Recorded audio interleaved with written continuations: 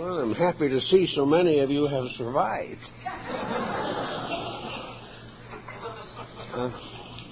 We have an interesting subject this morning that comes down to the daily living of the things we believe.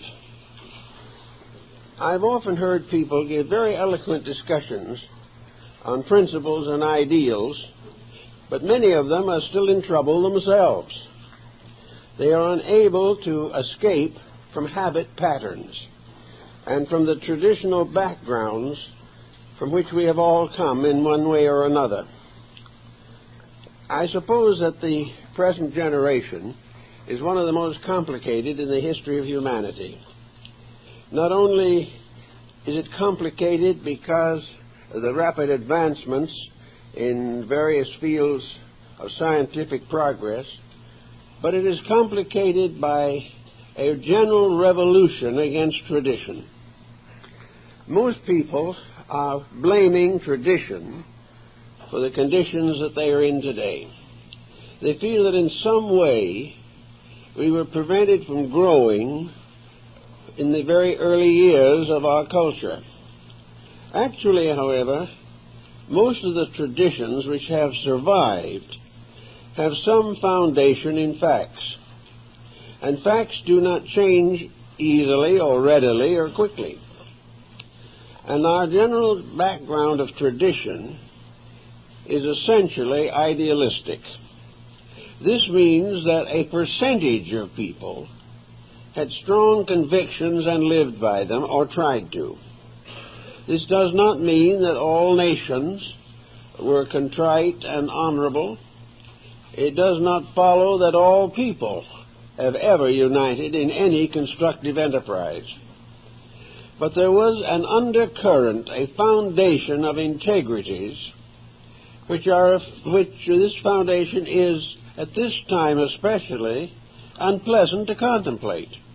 We do not want to reestablish the foundations of survival. We do not believe any longer in the golden rule. We talk about it, we write about it, but when it comes in conflict with personal interests, we forget the traditional integrity that is at the basis of our civilization. Nearly every great teacher of the past has brought us a traditional integrity.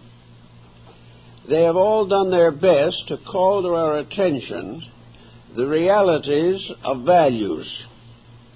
In most instances, some listened to them. In many cases, they were persecuted and martyred. But out of it all came a lingering stream of ideals that simply refused to die. And these ideals were the integrities upon which modern life has been built. But integrities often interfere with selfishness. They interfere with being exactly as free as we want to be. We were willing to fight and struggle desperately to get physical freedom, and most persons have achieved a considerable degree of it.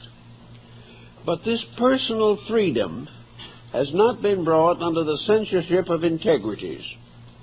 We feel that we can do anything we want to, but we do not curb, integrate, or educate the desire structure within ourselves. So today, we are confronted by a complicated situation that is disturbing and frightening millions of human beings. According to some late statistics which we have received, the world this year has increased its population by 82 million.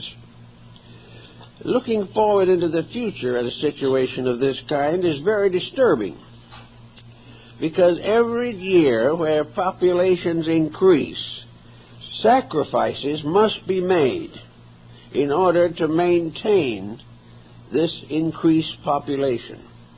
Each individual has to work a little harder, gain a little less, give a little more, and be more patient than he ever was before.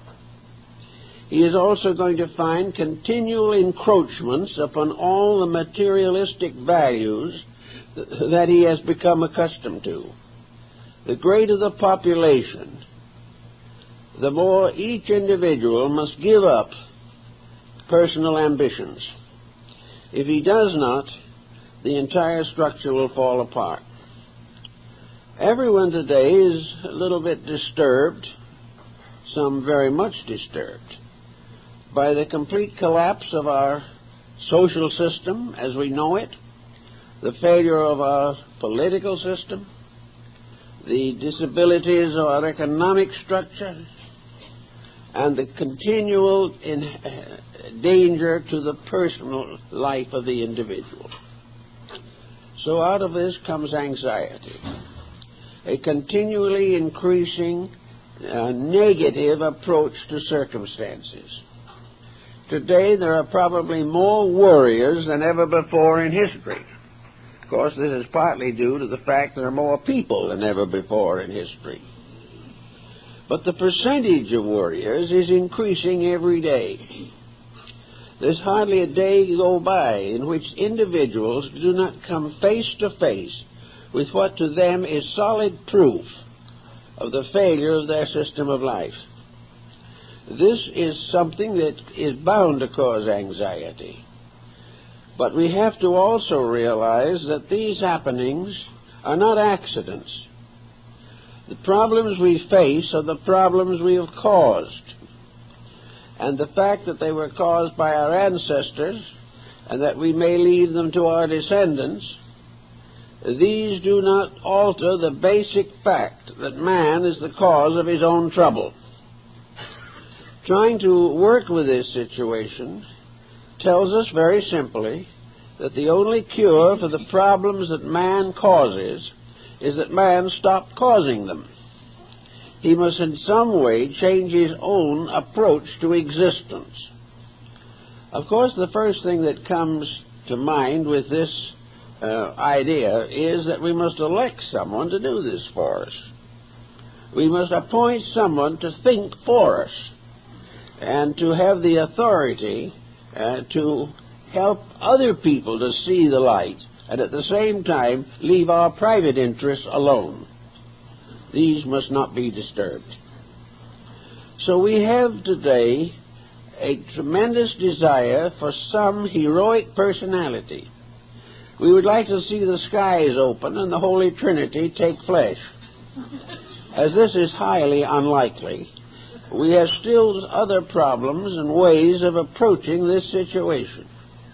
Admitting that we are living in the day of the great headache, the question is, what are we going to do about it? Are we just simply going to have one headache after another as long as we live? Now, headaches due to worry, anxiety, misunderstanding, misinterpretation, antagonisms of all kinds, these headaches, unfortunately, do not stay in the head. They come out into other areas of our lives. This headache that we have, this grand head problem that worries us, is affecting every aspect of society. The worrier is already on the way toward being sick. Now, if worry was what was intended, it would be unlikely that it would cause illness and be destructive to the human being. We must therefore assume that worry is not the answer. Worry is only a means of complicating the difficulty. So the problem of going around worrying, fretting, stewing, fearing everything that happens, mistrusting everyone, and in a state of perpetual criticism, this apparently is not the answer. The proof of that is that it is solving nothing and making us sick. Therefore, we should begin to think in terms of how to act so that we will not be sick. The solution to the problem lies not only in our fears and anxieties, but in the solution of the causes of these fears and anxieties. It is useless to assume that the rest of humanity will agree with us on any subject. In fact, it is hardly worthwhile trying to convert other people, For just as surely as we are trying to convert them, they are determined to convert us. So it just goes on and on and on. The only way we can stop worrying, stop fearing, stop hating, is to put a discipline upon ourselves. We cannot prevent the world from worrying, but we can become detached from the worrying set. We can become self-sufficient to our own needs. This does not mean selfishness. It does not mean that we are not mindful of the problems of other people. It does not mean that we will not do everything possible to assist others in the solution of their problems. But it means that before we help other people, we must find an answer that will work for ourselves. There is really no use in simply sharing the worries. There is no use in trying to find new worries in everything that happens in life. Now, man has been given a faculty that is probably unique in the world of nature. He has memory, a magnificent equipment that enables him to build his own solutions by remembrances of his own life. History is collective memory. Biography is individual memory. And autobiography is the individual remembering the life he himself is living. Now, from the most fundamental and basic experiences of his life, he has been given the equipment to estimate values, weigh all things, and cling to that which is good. In order to do these things, he must shift his point of security. Everyone wants security. Insecurity is the great measure of our time. It is the problem that we are all concerned with. How can we find security? Well, it's obvious that the various patterns we are now following, these are not bringing security. The individual today is trying to find his securities where it is not, where these securities have no factual existence. One of the most basic problems here is the emphasis upon wealth. Most people are still convinced that if they have enough money, they are safe. Of course, it much depends on what they do with the money. If they take it to Las Vegas, they're not safe. Also, there are many investments which are very tempting and will lead to loss. But essentially, the individual feels that if his income and his economic status is secure, he has nothing to worry about. Facts are against this conclusion. For I've known a great many wealthy persons, and probably most of you have also known many who are more than comfortably fixed, who are worrying worse than anyone else. They're worrying because their wealth has been destroying their children, breaking down their homes, and making themselves sick. So physical securities are not the answer. Physical security is good if it's available. But as a goal, as an answer to the eternal problem, it is a failure. In the first place, there is no way in which everyone can be rich. And as long as there are various levels of finance, there will be conflict. So money is not the answer to our problem of security. The next possibility seems to be intelligence. Can we, by some means or other, think our way out of this dilemma? Can the mind solve it? Well, the mind has been producing solutions since the dawn of time. But these solutions are interesting, fascinating, very tempting, and can completely take over the life of a person. But these solutions are not solutions. All the mentality that we've had in the world up to the present time has been unable to cope with war, with crime, or with poverty. The mind tries to find answers, but every answer the mind finds and tries to apply comes face to face with obstacles that the mind cannot solve.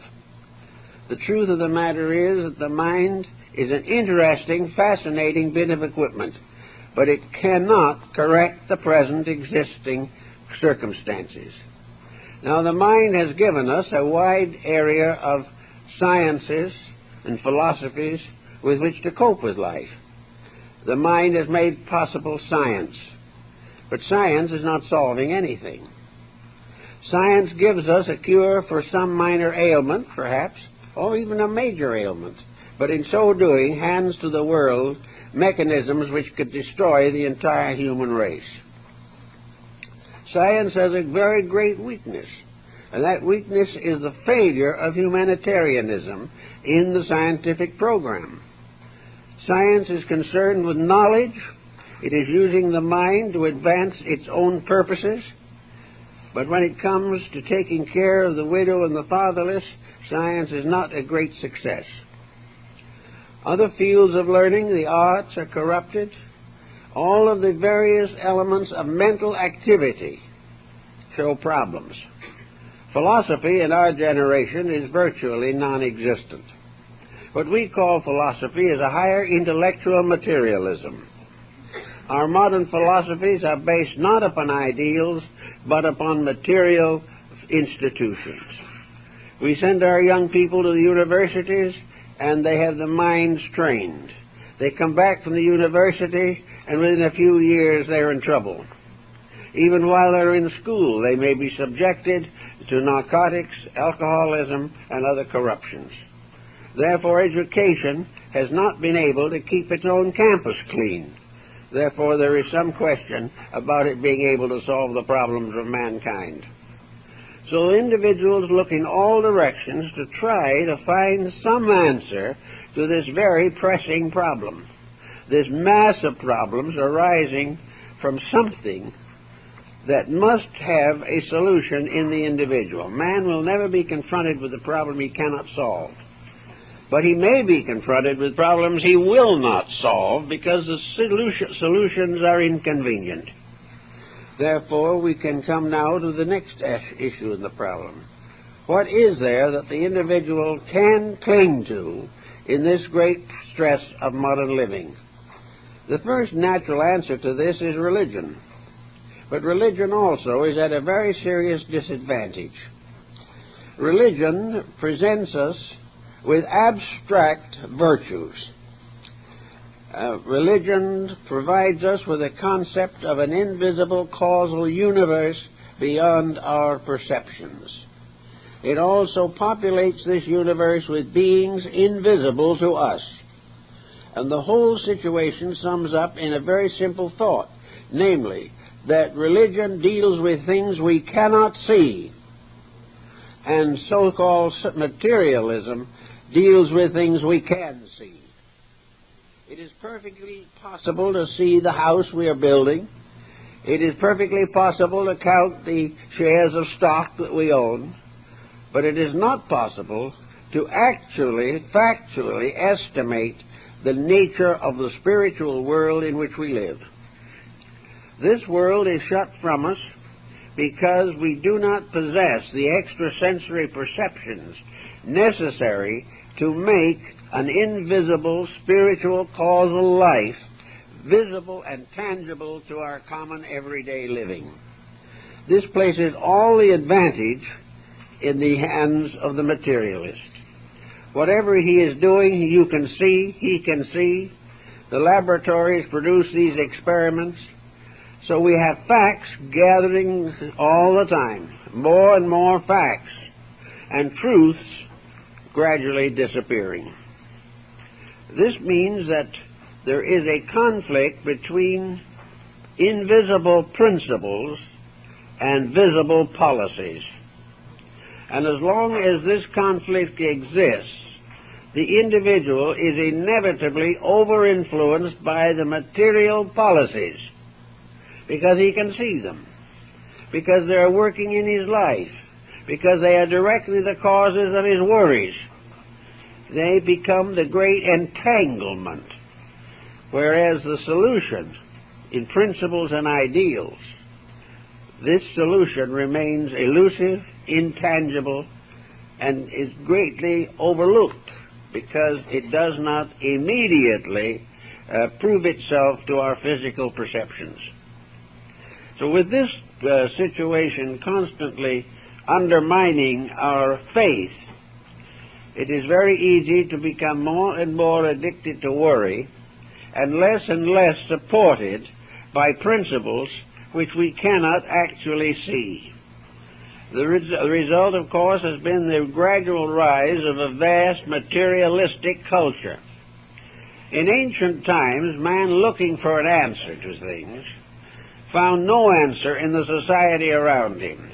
There was no safety in his own cave, nor was there safety in his relations with those in the caves around him. He was alone, he was struggling against unknown factors, and the material world was as yet an unsolved mystery. Therefore, because he knew very little about the physical universe, he still was able to cling to the spiritual integrities of his tribal beliefs. As he knew more and more about the material world, he became increasingly involved. It became a great mystery, a wonder. It became a challenge, and little by little attention was focused upon physical circumstances and the possibility of altering them, the possibility of taking your neighbor's cave and adding it to yours, the possibility of accumulating wealth or taking it away from someone else who had accumulated it. All these things came as man's knowledge of material things increased. And little by little, religion was, we will say, transformed from a simple hope, a simple statement of the reality of things above material existence. Little by little, religion was theologized. It was theologized in order that it might have a form or a shape, a dimension or a proportion that man could experience with his sensory perceptions. He could not understand the magnificent divine universal house, the magnificent universe, which was the symbol of the divine power.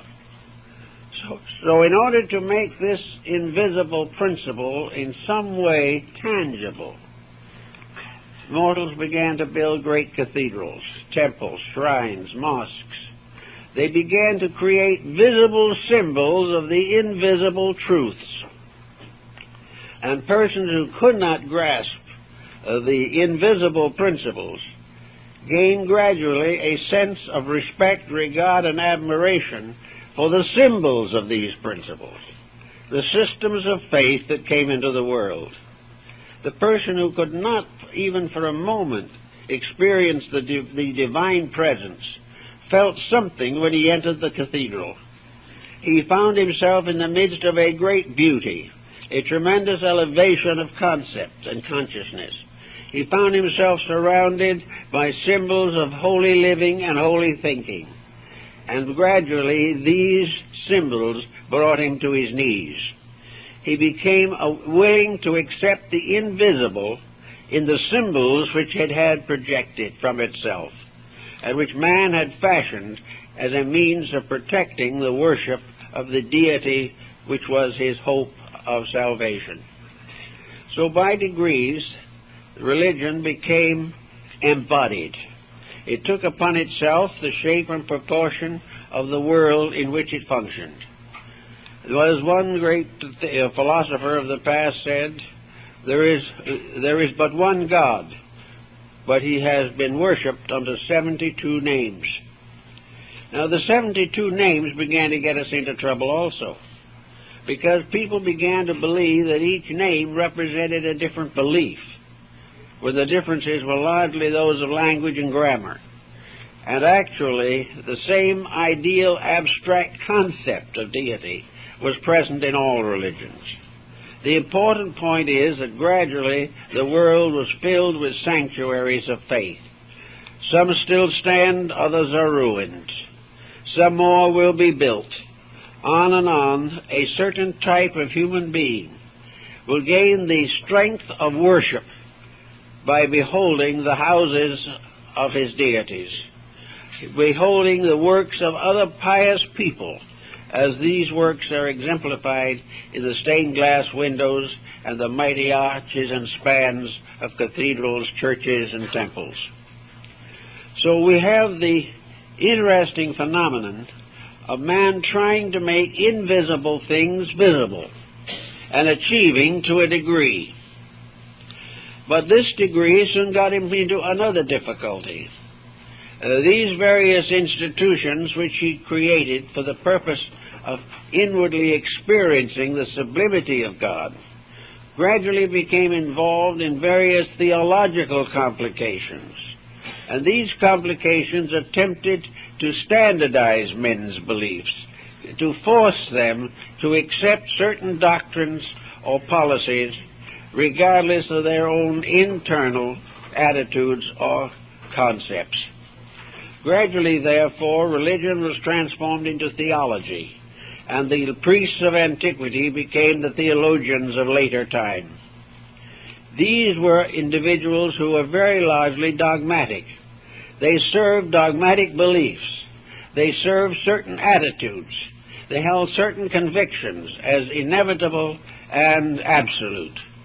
And gradually this descended to the time of the Universal Reformation, so to say, the religious rebellion which brought an end to the medieval world. After the Reformation, religions in Christendom began to break up. More and more individual theologies came into existence. Sect after sect rose, each with its own peculiar concepts and beliefs. And these sects ever since have been locked, to a great degree at least, in an intense competitiveness, an infinite belief that they are right and that therefore others must bend to them. Well, this goes on until another something came along, and that was what we call the Age of Enlightenment, the Age of Humanism.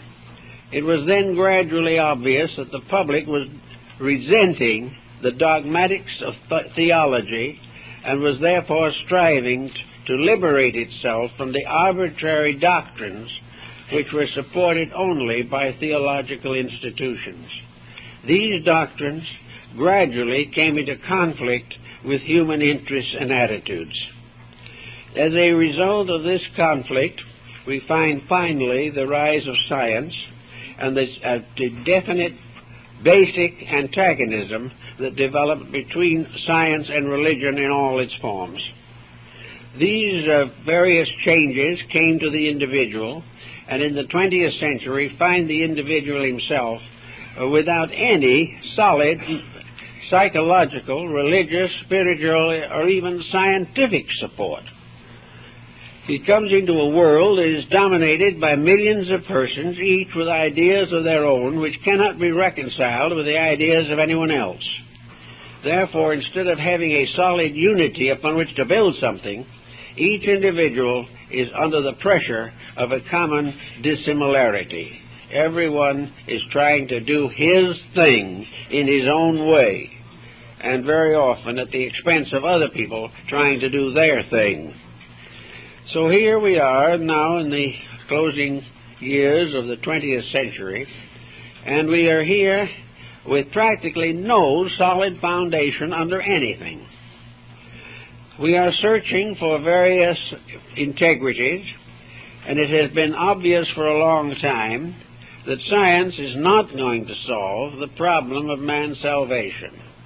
If it is able to extend the length of life, as it may hope to do, it is only going to give the individual more years in which to be miserable, because it is not giving him any good reason for the life he has. It is not making his life here useful, happy, pleasant, and constructive. It goes on helping him to physically survive, but it does nothing to make his survival important or to make his survival useful to anyone. The idea that he is going to be remembered by his descendants is a vanity in itself, just as certainly as we do not, at this time at least, have any particular regard for our own ancestors.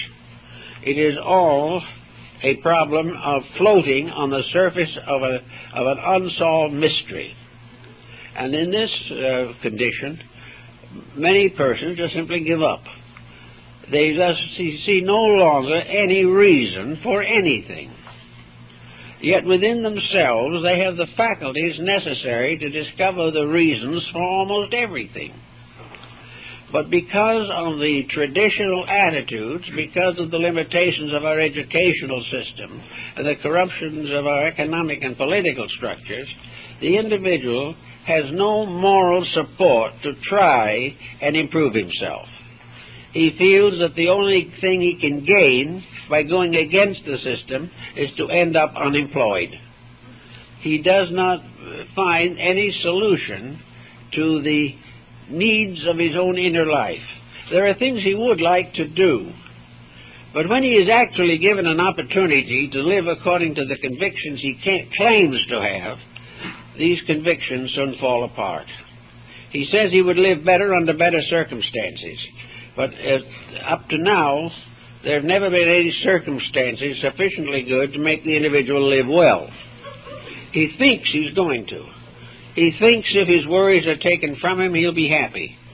So he has some of them taken from him, and now he's worrying because he hasn't got the worries. That's frightening him.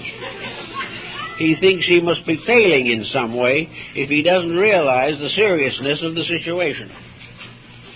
All these problems sort of gang up on people. They are not really prepared to handle them. They've had no background of training.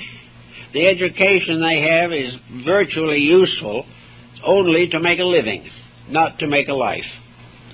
Actually, we need a complete shake-up of the entire system. But when we think of shake-up, we think of anarchy. We think of some despotism taking over, destroying our freedom, and forcing us into a state of discipline of some kind.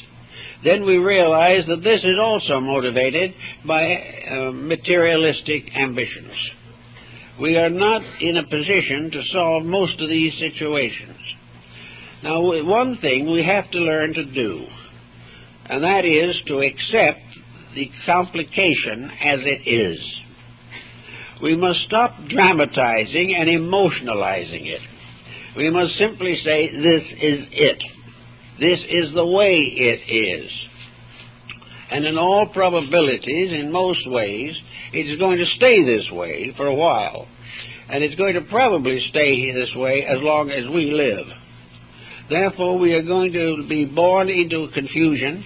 We're going to struggle with it for our period of embodiment, and we're going to leave the confusion behind when we go. We are not going to change all these things instantly, no matter how hard we try.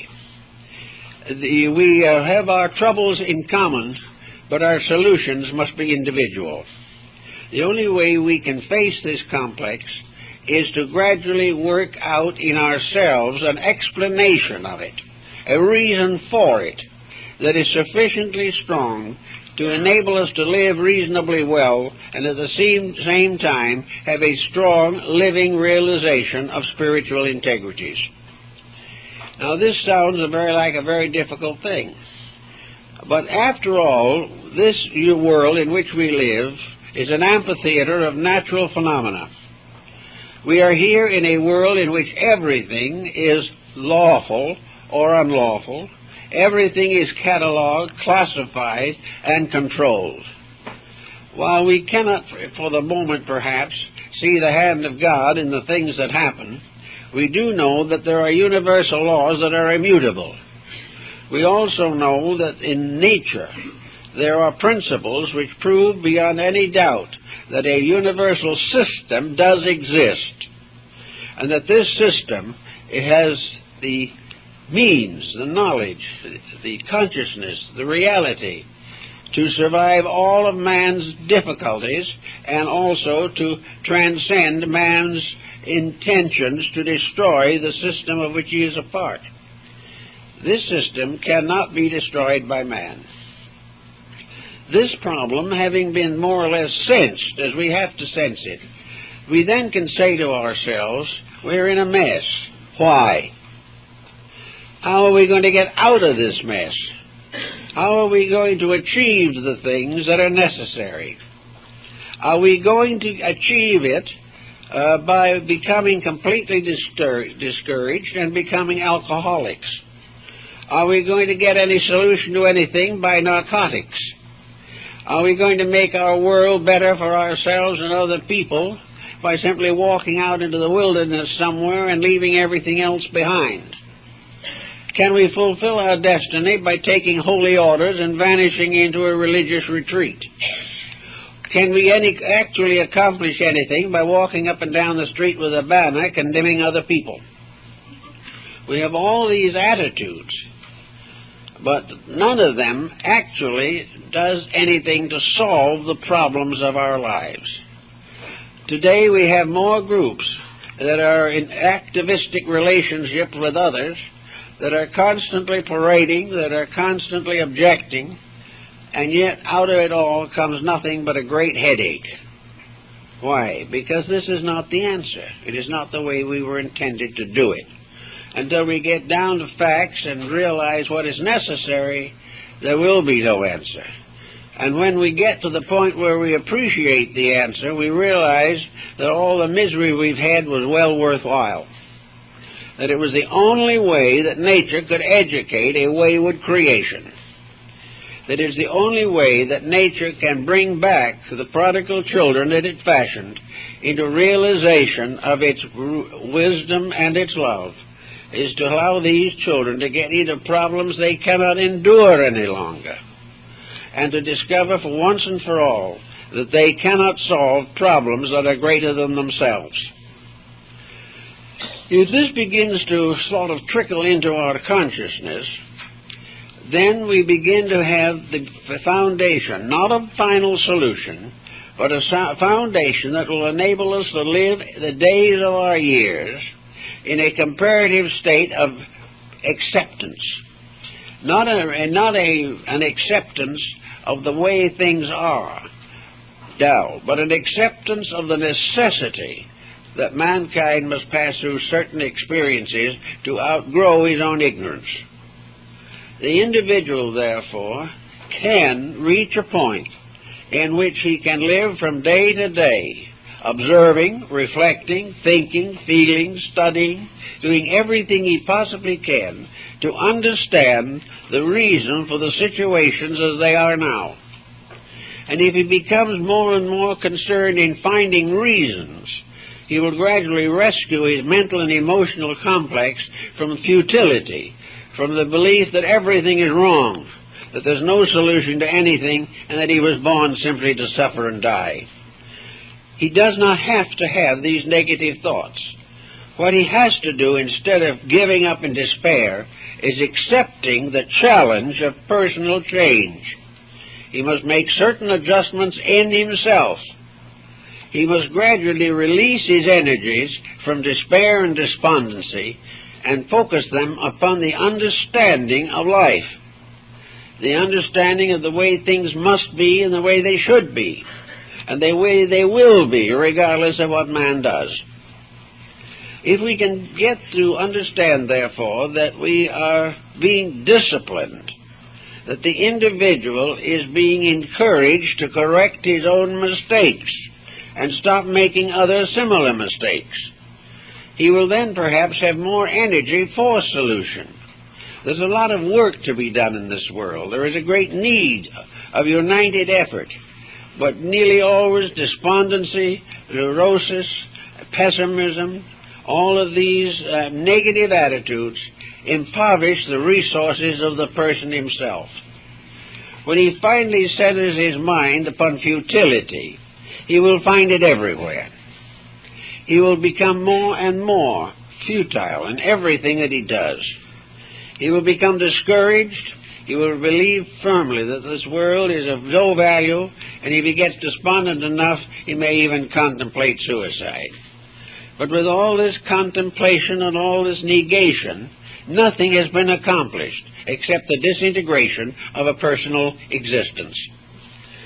Taking this point as a basis, then, of something to do that is a different point of activity, the individual should begin to try to observe the working of universal law in the various occurrences of his life. He must begin to see reasons for things which he now regards as merely miseries. He must begin to realize that he lives in a world of lawful procedures and that he must abide by them. Now, on some levels, we're beginning to get a little wiser, but up as to now, it hasn't been considered a general improvement. One of the fields in which we seem to be getting a little smarter, at least, is nutrition. We have discovered finally what we should have known always, but which we didn't need to know until we broke the rules, namely that nutrition is a very important factor in life, that it cannot be ignored, that the individual who wishes to have better health must concentrate his attention upon learning how to have better health. He must study the problems of nutrition in himself. He must discover his own mistakes due to appetites. He must discover why he cannot do just what he pleases and at the same time maintain bodily health. So here we come face to face with facts, and we're gradually beginning to face them with more or less conscious intelligence. Now, our mental life is also in constant need of nutritional education. What we take into the mind is a phase of our nutritional problem. If we take in the wrong thoughts, we're going to be just as bad off mentally and physically as we would be if we eat food that is improper to our needs. The individual can be allergic to attitudes, and everyone, more or less, is allergic to negative thinking. It will never help him, and it will almost certainly hurt him. Now, this doesn't mean he won't live through it. He may have negative thoughts all his life and pass the century mark, but he will simply have extended the period of disappointments, disillusionments, and disasters for himself. Therefore, with nutrition, a very factual thing, the individual has a mental life that needs to be disciplined and needs to be subject to the laws of mental nutrition. He breaks these laws every day in front of his television, or he breaks them every day in the various activities which he considers essential. He takes in a constant stream of bad food. He takes in food that is not only indigestible, but in many cases it is hopelessly poisonous. He does the same thing mentally and physically. If he takes in contaminated mental food, he is going to be sick. And most of the mental conditions of our society lead to a problem of contaminated thinking. Now, the person doesn't have to take this on. He can live in the midst of it, but he does not have to become contaminated. There's no law that says that it has been absolutely necessary, inevitable, or irrevocable that an individual has to become an alcoholic. There is no reason given by heaven or earth why an alcoholic has to drive a car under the influence of alcohol. These are things we do ourselves, and our worries are just as futile and useless as these other habits. We have no law that says we have to be frightened. We have no law that says that we have to have a world that does what we please it to do, or otherwise we will be miserable. There is no law that says we have to be happily married or have pleasant relatives or obedient children.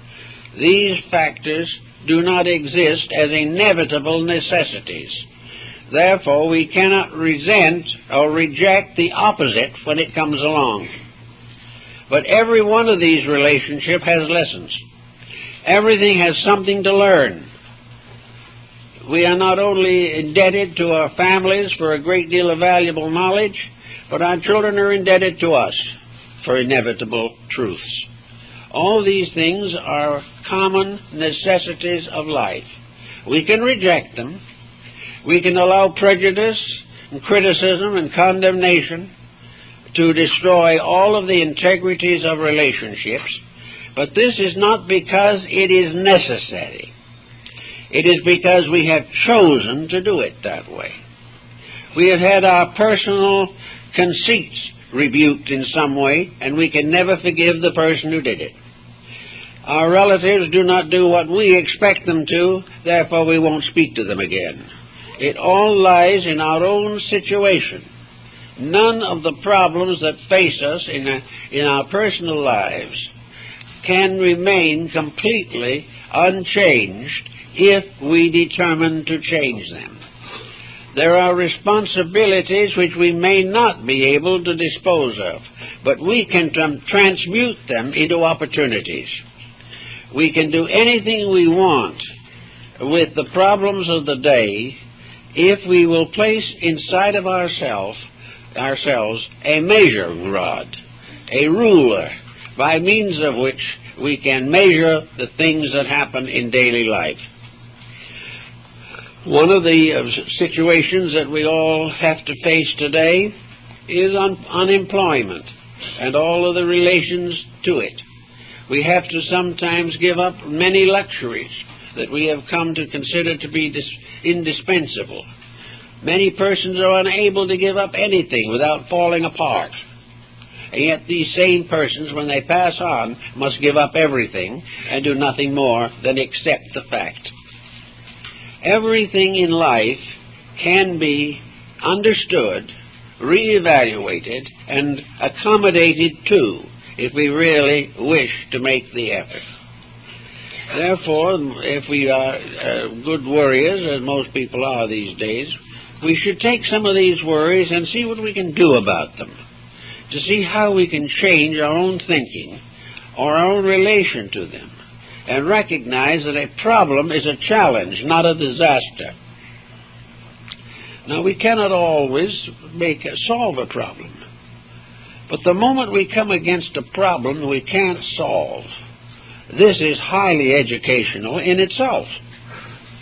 The fact that we can't solve some common human problem may just be a proof of that we are not infallible, which is a discouraging discovery to make, because we wish to assume that whatever is necessary, we know it.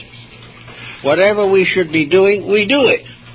And to suddenly wake up and find that we are not getting anywhere with our own infallibility can be one of the most important lessons that we will ever learn in this world.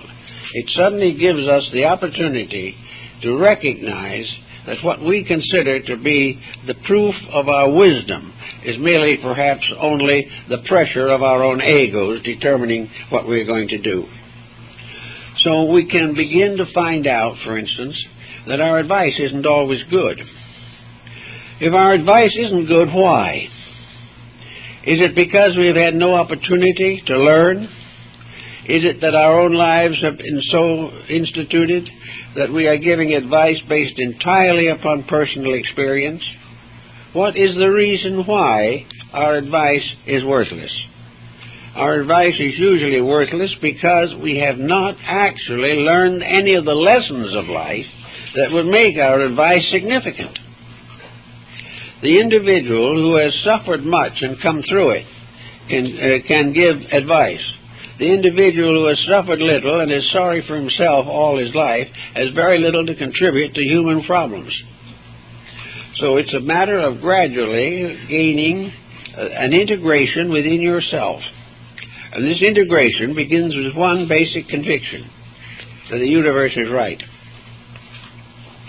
The things that happen because they must happen. And they must happen because the law of cause and effect is immutable. And yet this law never was and never will be a tyrant. The law is not something that is punishing you unjustly or taking away from you things you deserve. The law of cause and effect is reminding you whatever that you want in life that is worthwhile, you have to deserve. You have to earn happiness. You have to earn security, not in the terms of a business venture, but in terms of internal acceptance of value. We all come into this world with nothing. We even have a body that for a long time isn't much help to us. We live a while, 80 years perhaps if we're lucky, and then we leave this world. And we leave it with nothing at all, except what we have developed within our own consciousness. If there's anything that survives, it's the soul and the inner life enriched by good works and by understanding and insight. Other things are useless. If we die of a broken heart because we can't take physical wealth with us, we are really in a very impoverished condition. And if we leave great wealth to our descendants, we are likely to be doing them a great harm. So nature, in its own quiet way, can give us the securities we need. Let's look around ourselves for a while, and in other people, try to see the consequences of attitudes. Try to see who among the people we know is perhaps the most happy. If we know one individual or 2 or 3 individuals who, out of a good lifetime of years and experience, are still strong in faith, who still are able to rise above the emergencies of living, when later years face the future with peace and calm of spirit. What have these people that we do not have? And we'll generally find out that it is a disposition that is based upon constructive reactions to circumstances. These people are not the ones who never suffered, but these are the persons to whom suffering was a maturing power, not a rotting one. We will also find that most of the people who are happy in this world are satisfied with little, cherish the things that they do enjoy with great quietude, with patience, with understanding, with gratitude. These people are grateful for small mercies. We are ungrateful with great blessings. Therefore, our lives are not as theirs are as the years go on. We can find in this world a great many persons whose conditions are no better than our own, but whose attitudes are remarkably better. And this gives us the realization that ours can be bettered also. We are not born pessimists. We have to train ourselves to be a pessimist. We have to gradually eliminate from our lives everything that is good. And we almost always have to blame someone else for the tragedy, because very few people want to accept the fact that they are wrecking their own lives. So out of a little thoughtfulness comes the possibility of the person gaining a stability in this period of stress, which is a thing we are all much concerned with. And we will find ultimately that no change in our outward circumstances will produce this stability. We can move into a smaller house, it may help. We can move into a larger one, which will gratify certain ambitions and bring with it more responsibilities than we can carry. We can do all kinds of physical things, trying to find that peace that the world is seeking. But it will still be elusive, because everything that is physical is transitory, and the only thing that is not transitory in man is his own soul. And this is the thing which he must educate, he must release into manifestation, and he must serve with fullness of heart and mind. So if you finally decide to do something about it, begin the cultivation of constructive living and thinking. Let the mind be concerned with something that is not worldly. Now, many things have come along that people have found to be very helpful in the steadying of their emotional lives. Service to other people is a tremendously remedying factor. To forget our own needs, our own wishes, our own desires, to help persons less fortunate than ourselves, has one great virtue. It takes our minds off of ourselves, and it is the individual with his mind locked on himself who is in the deepest trouble. Then there are all kinds of constructive attitudes. The individual can begin educating his life.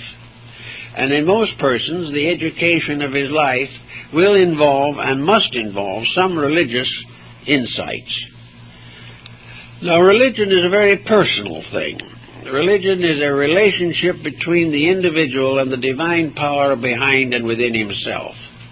When it is viewed this way, it is called mysticism. For mysticism is the belief in the immediate possibility of direct contact with the divine. It does not require intermediaries. It does not require that the individual follow the concepts or traditions of other persons. It means that through the natural expression of internal integrities, the individual penetrates into the core of himself and receives virtue and refreshment from that power which lies at the root of his own nature. This means, of course, that the calming of the mind is of the greatest importance. The individual who is constantly agitating his thoughts with negative attitudes is not going to have this calmness. But quietude, which was, of course, the basic religious concept of what were called the Quietists, which included the Friends and the Quakers and a number of Oriental sects.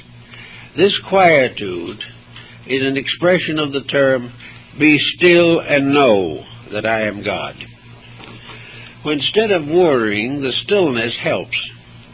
Stillness is not an escape from worry. It is an internal realization that there is something deeper, more valuable, more useful, and more beneficial than worrying. It is worrying that is locking us away from our own inner lives. All the criticism and condemnation and irritation, no matter how much we believe it to be deserved, is simply cutting out our own internal experience. The more we fix upon outside problems, the less time and energy we have to release internal strength.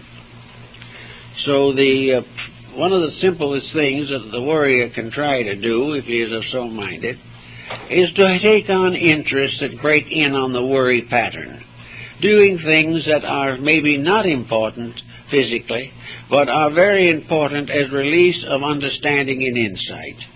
The studies of arts and crafts, the experience of doing things with the hands, these are very valuable to the person whose mind is troubled all the time. The individual cannot divide his energies equally on two different levels simultaneously. Therefore, if you can't do anything better when the times get pressureful, just sit back quietly and knit. Anything to use a power to separate the person from negative thinking. If you have to keep your mind on something else, this helps. Poetry is of a good nature, is a great help in these pursuits. A very fine inspirational literature can help. Not necessarily a highly advanced intellectual study of the universe, but simply gentle quietude. Poems that reach into the heart of things, that bring gentle messages of peace and contrition to the tired person. But whatever it is, gradually educate your mind until you are able to tell it, I want you to see the good in things. I want you to observe progress.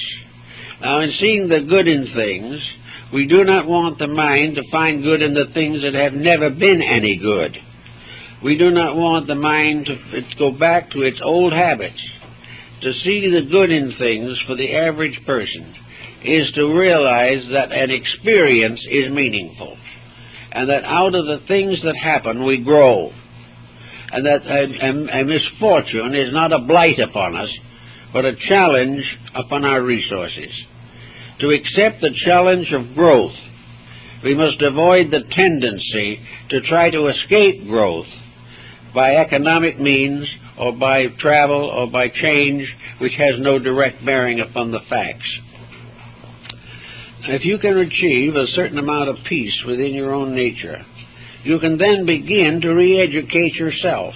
It may take some time because you may not be able to just re-educate everything at once, because you may have to re-educate your background back 3 or 4 generations to get at the root of some of it. Your families have been made up of warriors. Everyone has struggled for something that he either didn't get or lost afterwards. or perhaps even more often got it and no longer wanted it. These things you have to work out in your own life. In childhood, in education, in marriage, in relationship with life, business, children, and everything, we have been taught to be concerned in the sense of being irritated. We have been taught to be critical. We have been taught to dislike rather than accept the major occurrences of existence. We consider change a disaster, when no change can be the worst disaster of all. So with these concepts basically working in us, we must try for the beginning of security, and that is a quiet, perspective relationship with life. When something happens that for the last 50 years has caused us to be angry, the best thing to do is to take a deep breath, relax, and keep quiet. Instead of answering back and starting an argument that might go far enough to break a home, just say nothing. Very quietly let the thing die without adding anything to it. Try never to put salt into an open wound. Never try to argue faster or better than somebody else. That is how wars are made. Of people out-arguing each other, nations out-arguing each other, each one certain that its ideas are the best and that the other one is wrong. So under doubt, be still. And in the being of stillness, and in the quietude of a complete detachment, try to understand what is really meant, what is all involved in this entire problem. Who is right? Who is wrong? What is the meaning of the occurrence itself? Little by little, if you do it this way, things become symbols of value instead of symbols of loss. By degrees, the individual can gain great insights from the quiet acceptance of life. He can also observe the consequences that come to people who are not self-controlled. He can see how the argument leads to another tragedy. He can see how people walk out on each other over trivia, and why children leave home and get into difficulties and perhaps ruin their lives. Now, each person in his own way thinks it's somebody else's fault, that these are ungrateful children, that these are children who do not appreciate values and securities. But the person then says, what securities did I give them? Did I give them 3 meals a day, send them to school, and start them off? Did I give them any moral or philosophical insight? Did I simply scold them when they didn't do what I expected them to? Or if they had a fault of some kind, did I punish them? Was there anything in my relationship with these children to inspire them to search within themselves for greater values? Did I give them a spiritual foundation of integrities? Did I prove to them through my own conduct that my security was based upon integrity? If all of these, or most of these things were lacking, the mere fact that we supplied them with all the physical necessities of life still leaves us with a tremendous unmet responsibility. And this is true in almost every walk of life, that we bring people things, but we do not help them to establish foundations that will endure. Today we are looking, perhaps not for some time in the past, for better religious values. All around we are finding new groups of people, and old groups also, that are beginning to come back to faith. Now, some of these, in some of these countries where religion is in trouble, particular trouble, the faith itself is a tremendous factor. Even though politically these countries may not be allowed full religious freedoms, they cannot be taken away from the individual's internal life. There is no degree of persecution that can prevent the individual from his internal acceptance of realities. He may not be able to expound them to other people. If he tries to preach them, he may find himself in prison or in worse situation. But there is no reason in the world and no power on earth that can prevent the individual from living on a level of personal integrities. He can do whatever is the unpleasant task, but he can do it with an understanding of why. And that out of persecution, out of all of the difficulties that beset him, he is gaining the strength to stand above all of the problems that he has previously considered insurmountable. So we know that it does work. Another thing that is very important in this problem is to maintain some type of regular religious relationship with life. And most of the time we attribute this to church gathering. We think that the individual should join a church, should attend services, and perhaps send children to the Sunday school.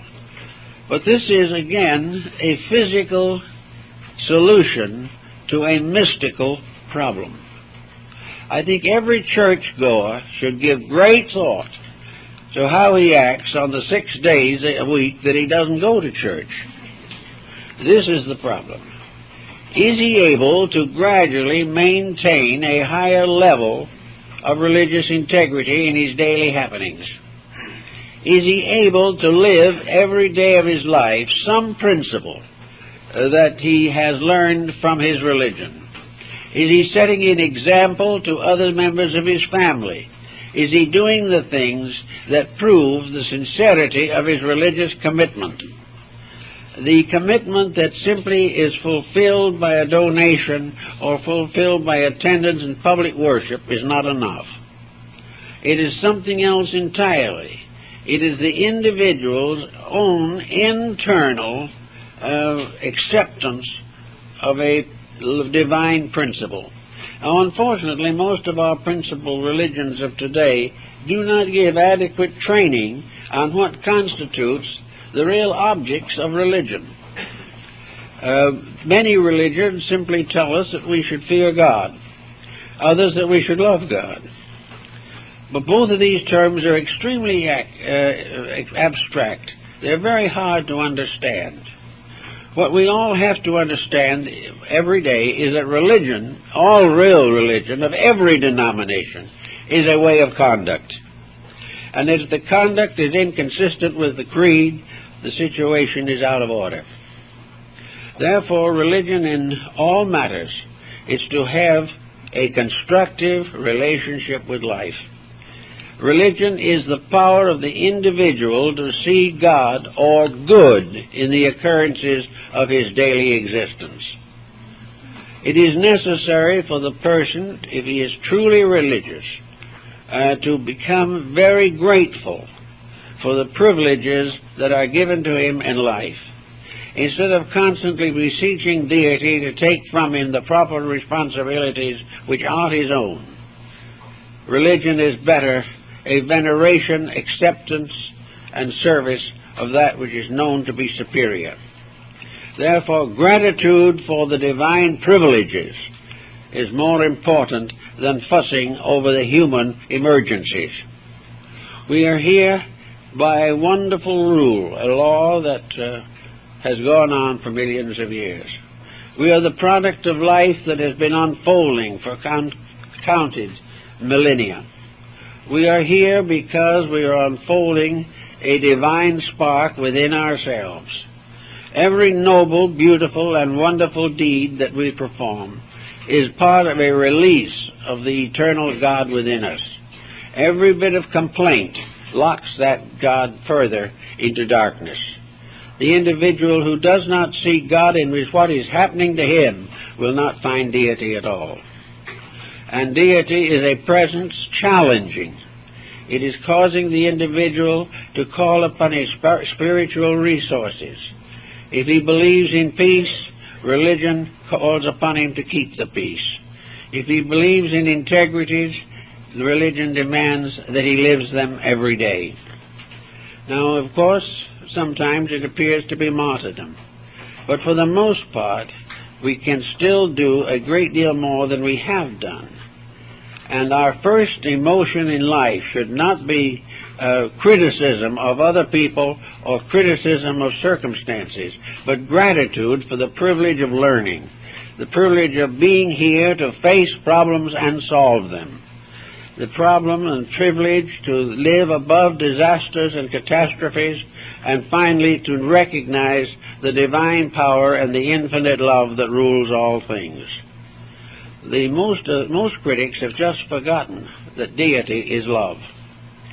They have forgotten that the things they don't like are practical evidence of divine love. If the divine spirit was not all loving as well as all wise, it would permit individuals to make mistakes on and on through the ages until they completely eliminated themselves. It would enable all that is evil to triumph forever, or that the selfishness and littleness of the human being would become the standard of all relationships. This is not true. Actually, that which loveth most is that which chastiseth, that which finds ways to correct mistakes before they become impossible. So as you start out in the day or in any part of your life with a negative attitude on things, with a kind of a glum look, and with a quite definite certainty that everything is going to the dogs, it is much better to be quiet and try to say, where is the lesson? Where is the truth in this thing? What is it that I can do to make sure that my faith is stronger than the emergencies of living? How can the individual prove to himself that his inner resources can carry him through any emergency that arises in his life? There are no emergencies really. Sickness, death are not emergencies. That which is an emergency is when an individual makes a bad decision. This is an emergency. It is because he has forgotten the principles upon which his life should be built. All things natural are not emergencies. It is not an emergency that we grow older. It is not an emergency that we have to give up certain privileges and opportunities as years go by. Everything is that as we grow older, we have the right to live according to a longer perspective of experience. We can make decisions that the young have not yet the power to make. But in every part of life, youth, age, all periods, we are living within a pattern of divine purpose. If we can get this thought sort of fixed in our minds, we will not be so given to all the worries and excitements that come along. We are worried today over economics. We always will be and always have been as long as we worship economics. As long as we make the dollar deity, we are going to be out worshiping the golden calf, and we will be always in trouble. If we make our life built upon achievement in the same sense of ambition, and this ambition causes us to be untrue or unkind or unreasonable, we may attain the ambition and at the same time have a stroke or a coronary, because nature doesn't want it that way. Nature doesn't want the individual to live for ambition alone. He wants the individual to have a little ambition and a great deal of aspiration. This is much better. Aspiration means to become more. Ambition means to accumulate more. And the more we become, the less dependent we become upon accumulation, until it is no longer a serious emergency with us.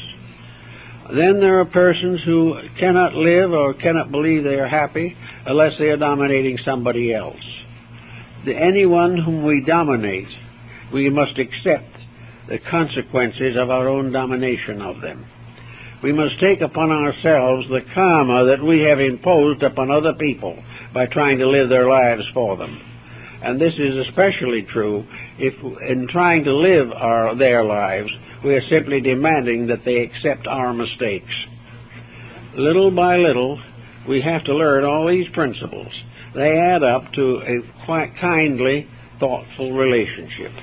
A relationship in which we are here to become more and more aware of the infinite good in which we exist. A good which we are spoiling and despoiling ourselves. A good which we were forbidding to have happen. because of the fact of our personal ambitions and attitudes. As long as the individual lives as a rugged individual, he will end up as a ragged individual. There is no other way. As long as we put a career ahead of everything else and consider success in terms of monopolistic achievements, we are breaking the rules. And if we break the rules long enough, the rules will break us. There is no way in which we can do right and fail. There is no way in which we can do wrong and succeed. In this emergency of the 20th century, ultimately the thing that is going to happen, has to happen, is that the Tower of Babel that we ourselves have built is going to fall down. But this does not mean it will carry us to oblivion in one terrible experience. It simply means that the individual will be faced with restoring or reconstructing a world which he has destroyed or devastated by his own false attitudes. Suppose you have been an alcoholic for 20 years and suddenly decide to get over it. Now, it's going to take an awful lot of willpower to do it. It is also going to take considerable personal suffering, and it may be that you'll have to be hospitalized for some time to get rid of the pressure of this destructive habit. Now, a world, so to say, is an alcoholic, and that can be more literal than we might think, because alcoholism is a blight upon the whole surface of the earth. But also, alcoholism is a symbol of a way of life. It is a habit-forming symbol of man's selfishness. It is part of a grand pattern in which everything we have done, everything we have thought about, everything we have lived for, has been dominated by self-interest.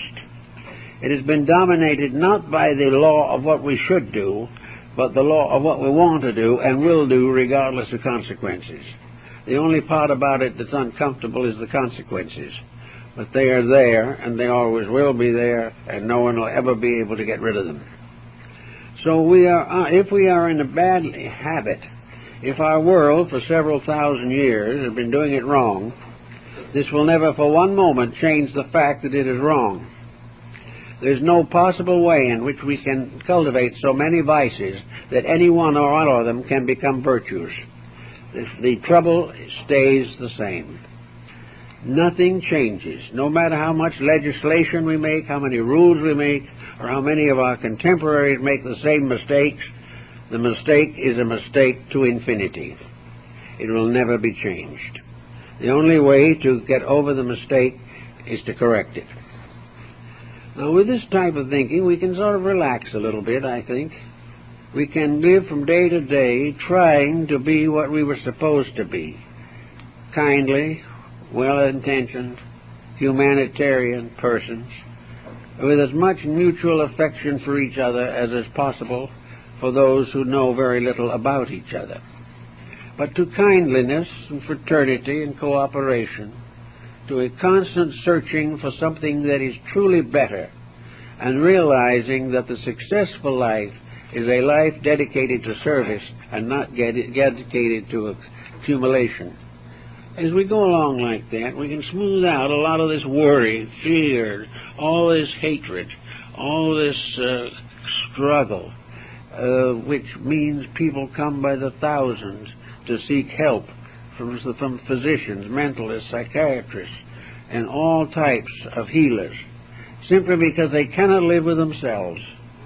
They have allowed their personal feelings to make them so sick that they are on the verge of a complete psychological disintegration. Now, there's nothing out of those people except their own minds. If they can change their attitudes and their thinking, they can be just as happy as they are now miserable. They can be much wiser also, because they will discover that the causes of misery are their own mistakes. They stop making the mistakes, they will be happy. Not happy maybe in the sense of riotous living, not happy in the sense of going out and expending fortunes on luxuries, but happy in a quiet, peaceful relationship with self. A happiness which is the happiness of the normal person, regardless of his economic estate. a happiness that comes from good work, from being busy, from doing our share of the world's labor, for doing honest measure for whatever we are remunerated, and doing everything as nearly as we can, as we would like to believe that God wants it done. That we will try always to keep not only the laws of man, but the laws behind the laws, the eternal laws that never change. If we can do this, I think we can find a certain amount of strength over whatever is going to happen. What we are not aware of, we can't plan for exactly. But if everything we know today is swept away, we lose really nothing. Because actually, one moment of the heart stop and we've lost it all anyway. Therefore, nothing of a material nature is permanent. Whether we lose it now or on the deathbed makes very little essential difference. The thing that makes the real difference is whether while we are living we can use things without abusing them, that we can have or not have, and regardless of our material estate, keep faith with principles upon which the world's survival depends. It's always, therefore, not much use to get all worked up over things. Rather, it is better to prove that we are good Christian people, that we are good religious people, that we are devout in our insights and dedications, by living a quiet life and shedding and spreading around us only confidence that whatever person we meet, we will not build up their negative thinking, but will encourage them as far as we can to find the truth behind their own actions. We may not succeed, but at least we will not build up their troubles by adding more negative thinking to theirs. If they have to live only with their own negative thinking, it's bad enough. But if they have to live with a pile of it that we put on them, it's still worse. So the best thing to do is to try always to be peaceful and constructive and find the good in the thing as it is. Find the lesson it is teaching us. Find a way of superior existence which it is pointing to. And that it all accomplished by the very simple fact that the more we serve the ego, the worse off we'll be. But the more we serve the soul that lies within, and which is in the God within us, the more we will come into the peace and happiness of realization and final infinite adjustment to the plan of which we are a part. We find all by peace, we find all by quietude, and we find nothing but trouble by fear. Well, I guess that's all, folks.